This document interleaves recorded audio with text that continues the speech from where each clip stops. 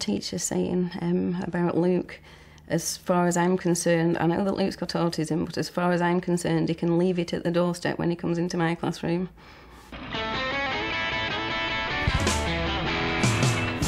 Including pupils on the autistic spectrum may be very challenging for teachers. And for their autistic pupils, school life can be a blooming, buzzing confusion of uncertainty. Blackpool is home to the Jackson family. Jackie, her 3 daughters and 4 sons. All the boys are on the autistic spectrum, and 3 of them are school age. 8:30 in the morning, I've done a full day by then. Jackie is currently doing a PhD on autism and regularly lectures at conferences for education professionals. She has also written a book about autism and family life. Ben is 8. He is on the autistic spectrum and has some developmental delay. He is on roll at a special school, but has a flexible education plan, including home education. Joe, who's 12, is included in mainstream school and also has ADHD. And he went to punch me, so I went to punch him back, but I punched her really. Luke is 16 and no longer attends school. He's written 2 books, designed a website from scratch, and for him, the school experience was very difficult. He has Asperger syndrome. Sorry, that was just me messing about.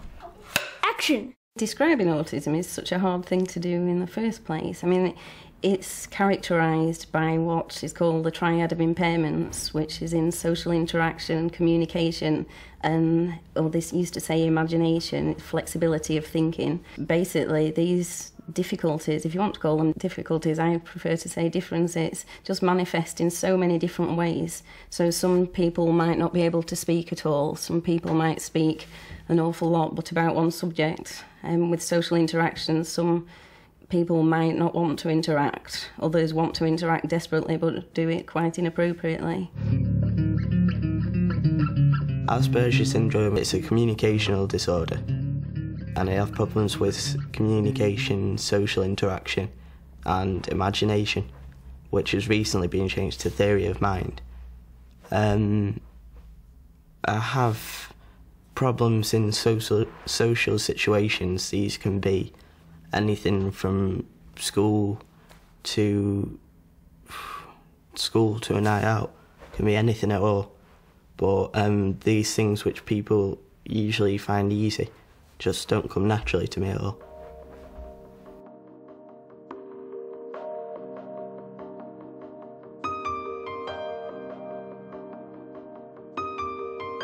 Are you sitting comfortably? Close your eyes and imagine going into a room awash with so many smells that you feel your head is likely to explode. Now imagine sitting amidst these smells and having someone scrape their nails down the blackboard, rustle crisp bags, or make any other noise that makes you cringe. Amid such noises is the unsettling buzz of a mass of people all around you, speaking a foreign language and occasionally glancing over at you and expecting you to make some acknowledgement to their unfathomable utterances.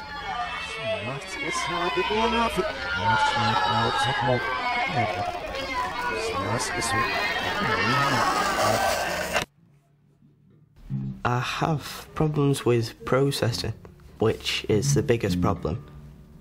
I can't follow speech and things as quickly as other people, so there'll be a conversation going on, and because I haven't processed what's been said before, then I'll be one step behind everybody else. Luke was diagnosed with Asperger syndrome when he was 8. All I got told was Asperger syndrome on the autistic spectrum. Goodbye, you know, that's it really.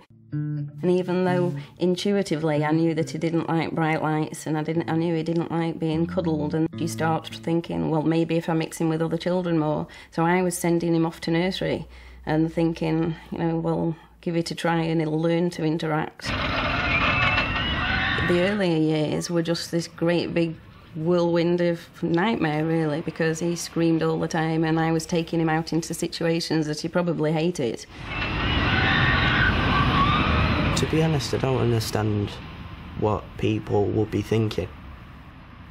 I don't understand that people feel different things to me. I don't understand that people think different things to me.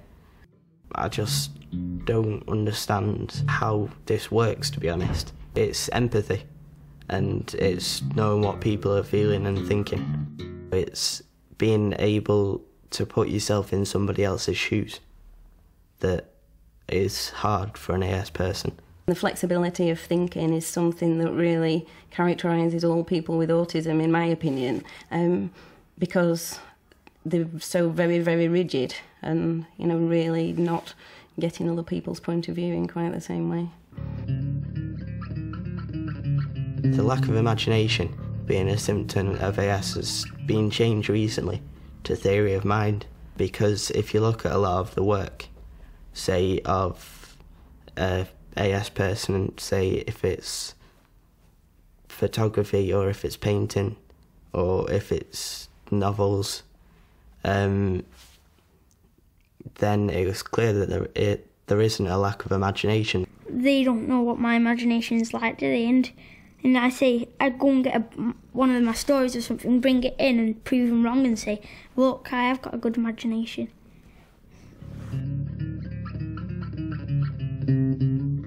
Every single day all of these come out of the cupboard and get lined up on the windowsill because Luke likes the way the light shines through them. So we've got a bit of an ongoing battle, actually. So I put them away and he gets them back out. It's indicative of autism that they like to line things up, but that's also quite a problem at school. That was something that Luke used to get bullied for an awful lot, because he used to have his pencils lined up in a certain way before he started work, and other kids used to know that if they move one the wrong way around, Luke would start screaming, and that used to get him angry. You know, Luke? With Asperger's syndrome, you're not the same as everyone else, you're just into different things and you just stick on one thing. Like, my brother Luke, he's dead bad into computers at the moment and everything, and he knows all the names of guitars anymore and everything. I think Joe's would have to be either reading and writing, because at the moment he's reading a lot of books, but I think he's definitely going to be a novelist when he's old, because he's an amazing writer. What's the biggest number that you know? Infinity. Infinity? Wow. Ben's specialist subject at the moment, I think, is maths. Ben developed maths very quickly. How did you know about infinity? I just knew about it. I think it was a Friday. It was about tea time, about 4 or 5 o'clock, and he was counting on his fingers, and no one knew what he was doing, because he was just sitting there going like this for ages. I just write sums. And then he just looked up at Mum and came out with this huge sum. I know nearly all of them. Like 346 plus 42 plus 85 plus 7 plus 2 plus 56 is this. And then came out with this answer. And Mum just checked it on the calculator on a computer. And he was right. I don't really do reading, so I'm not really a reading guy. So I'm not good with reading, but I'm good with numbers. He always says to Mum that he's a numbers guy. I'm a numbers guy, really. So that's definitely Ben's specialist subject. I think the school were learning as much as I was to start with, and the main difficulty Luke had was with bullying. He was so different from his peers, and he stood out because he liked to walk round in circles, he liked to line things up, he only talked about dinosaurs at that particular time all the time. And he really couldn't understand why teachers would make him do circle time and why they would want kids would want to play cowboys and Indians. When I was at school, I had a group of friends who basically just knew me, like, for who I was, and knew that Jackson was a bit weird, and just, like, understood, like, the different difficulties that I had at school. So making friends with them wasn't really an issue. But generally socialising just within, say, class and, like, with teachers and students alike was just a lot more difficult than it should have been, to be honest. A lot of the time when he was very little, it manifested as aggression. You know, he just got angry and hit people.